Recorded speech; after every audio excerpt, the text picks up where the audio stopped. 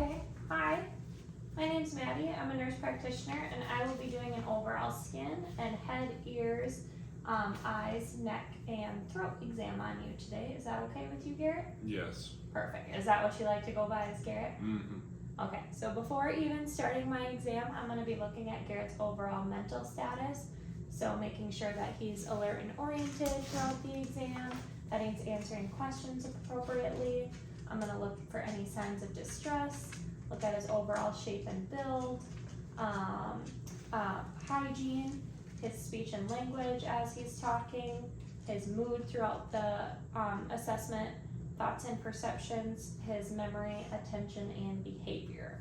So can you tell me where you're at today, Garrett? My house. Okay, and what year is it? 2024. Okay, and who's the president? Joe Biden. All right, and what brings you in today? Just a general health exam. Perfect, perfect. And your last name? Monroe. Beautiful. Okay, so I am gonna start by looking at Garrett's overall skin.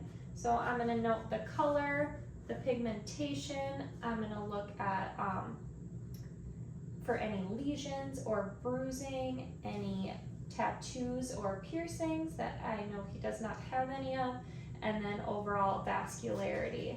And of big importance is checking for moles or nevi. So Garrett, do you have any moles? You don't have many. I know you've got a small one right about here. So I would assess this mole. I would look for asymmetry. I'm gonna look at the border around it, its color, its overall size or diameter, and then for any evolving or elevation.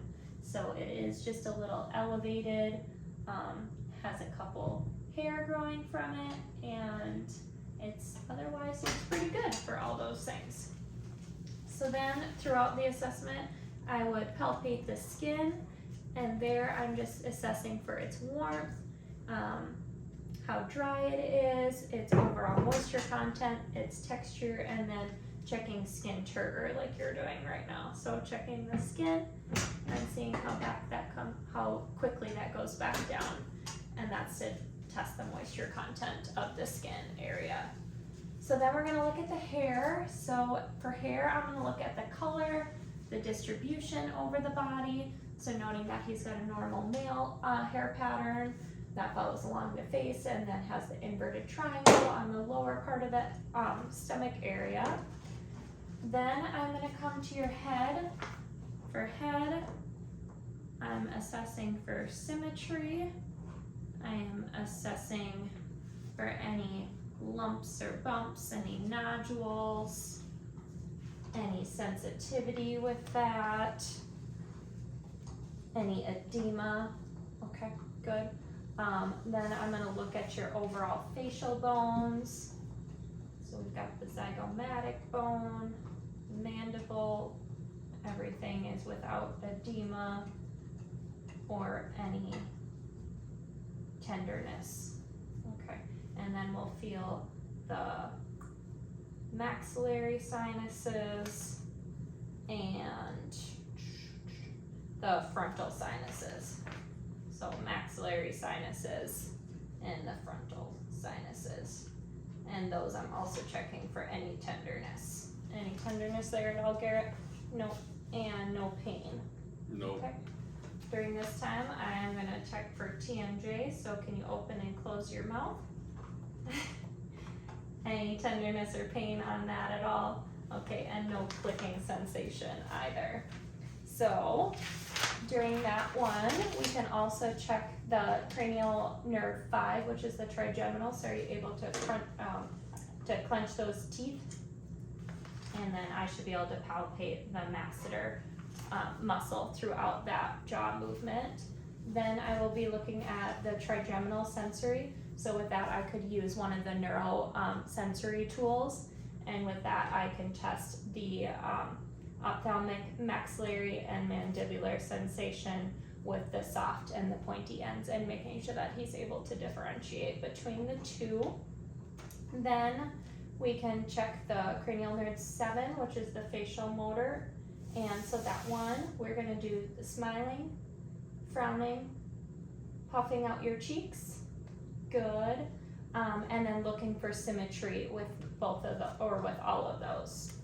And then we will do the cranial nerve 7 as well as the sensory part. So that one is being able to taste. So with that, I could take a tongue blade and put a little bit of sugar or salt on that, and then test the anterior 2/3 of the tongue and see if he's able to tell me if that was sweet or bitter or salty, whatever I would put on there.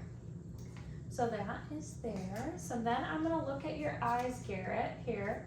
So I'm gonna look at Garrett's eyebrows, eyelashes, his upper eyelids, his lower eyelids. That conjunctiva, I wanna make sure I pull down and that it looks nice and pink, that there's no swelling anywhere, there's no discharge or crusting around the eyelashes or the conjunctiva. I wanna make sure that the irises are nice and white. I'm gonna look at his, the sclera is nice and white, and then the irises I'm going to look at as well as those pupils.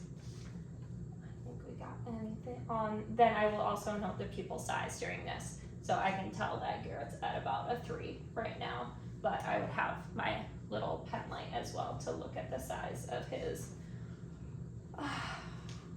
pupils. So then I am going to take my ophthalmoscope.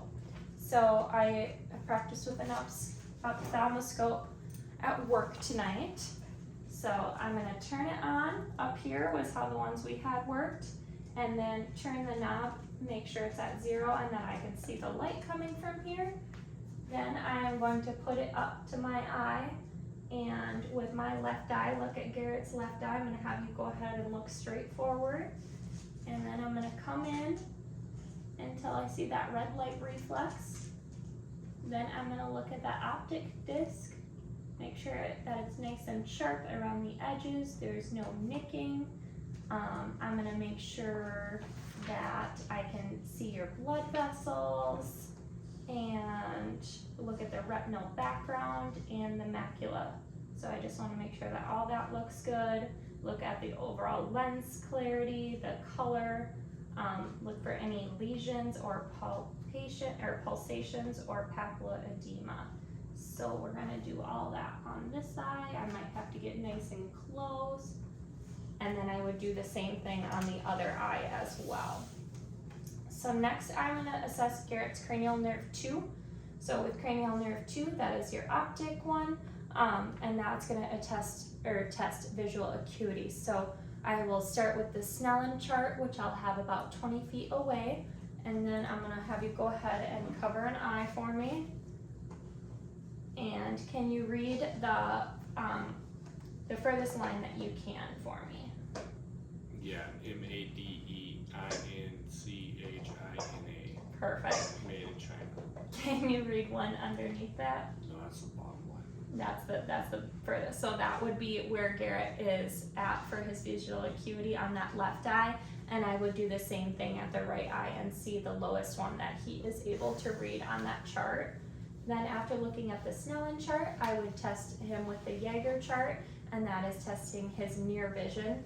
So that is a much smaller chart, and also having him cover his eye and reading it from that near vision vantage point. We can also do a color blindness or discrimination test with him to test for that as well, which we would do for the optic nerve 2. With optic nerve 3, we're going to look at the overall ocular motor sensation, consensual response, and the cardinal signs. So I'm going to have you just look at my pen light, and then for the cardinal signs, we're going to go out. I want to make sure those eyes go all the way out to the side, and do a large H, come back to the middle, out, up and down, and back to the middle, and then you can relax. And then I'm gonna test convergence, so bringing it in. I wanna see those pupils constrict, and bringing it out, those pupils dilate again. So that is testing for any lazy eye and the conversions as well. So then we are gonna test Perla. Where'd your phone go? And we'll we'll go ahead and turn on the light. So I'm gonna just do the left eye here. So having Garrett go ahead and look forward, and we're just gonna put that. So I saw that left eye constrict, and then to test the consensual response, I wanna make sure that that right pupil constricts as well when I'm just getting it into the left eye. So that is also testing the cranial nerve 3, 4, and 6 for all of those.